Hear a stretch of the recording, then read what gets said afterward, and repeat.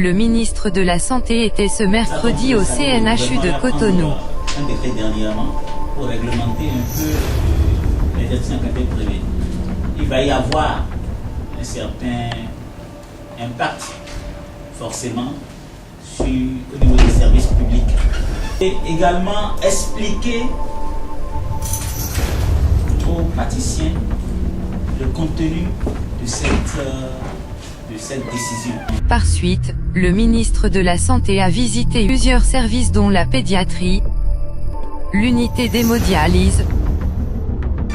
Le gouvernement est en train de nous soigner et nous devons coopérer avec le gouvernement. La clinique de gynécologie, la cardiologie, la réanimation et les urgences. À l'issue de la visite des sites, le ministre s'est entretenu avec le staff de direction et les praticiens hospitaliers sur le décret pris en Conseil des ministres portant sur la révocation des autorisations d'exercice en clientèle privée des professions médicales et paramédicales. J'ai eu l'agréable plaisir de constater que dans beaucoup de services, les choses ont quand même positivement évolué. Le gouvernement a pris des mesures par rapport au secteur privé et au secteur public. C'est une très bonne chose. Quand on a fait les statistiques, tout le monde veut rester à l'hôpital. Ça veut dire que les mesures prises par le gouvernement, la majeure partie, la quasi-totalité des praticiens, ils savent qu'il faut tout mettre en œuvre pour pouvoir réussir et accompagner le gouvernement qui a pris cette mesure. On voudra commencer par le décret qui est pris. Mais le contenu du décret est si important qu'il faut que j'en parle. Il dit dans son premier article que c'est suspendu, qu'il est suspendu et révoqué l'autorisation d'exercer en cabinet privé. C'est ce que ça dit dans le premier décret. Sauf pour certaines spécialités. L'article 2. L'article 3, en fait, c'est là où je veux en venir. Je vais le lire intégralement. L'article 3 dit ceci.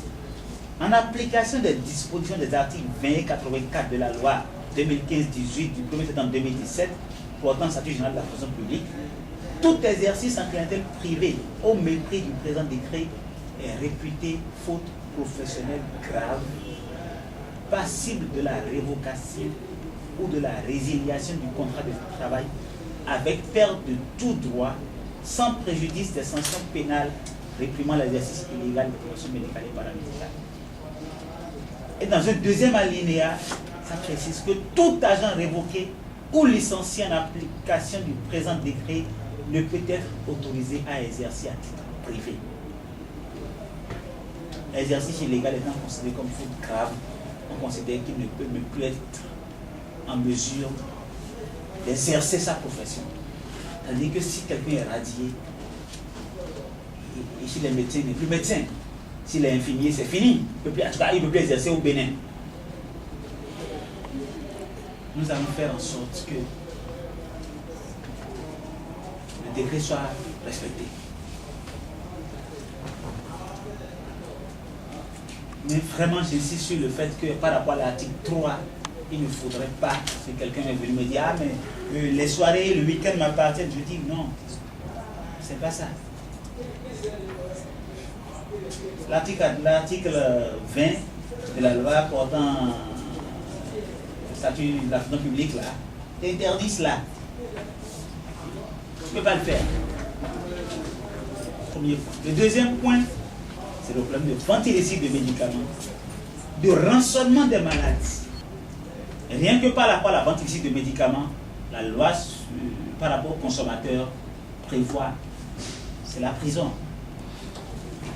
Donc tout agent qui sera pris ira en prison et paiera l'amende qui est prévue dans la loi.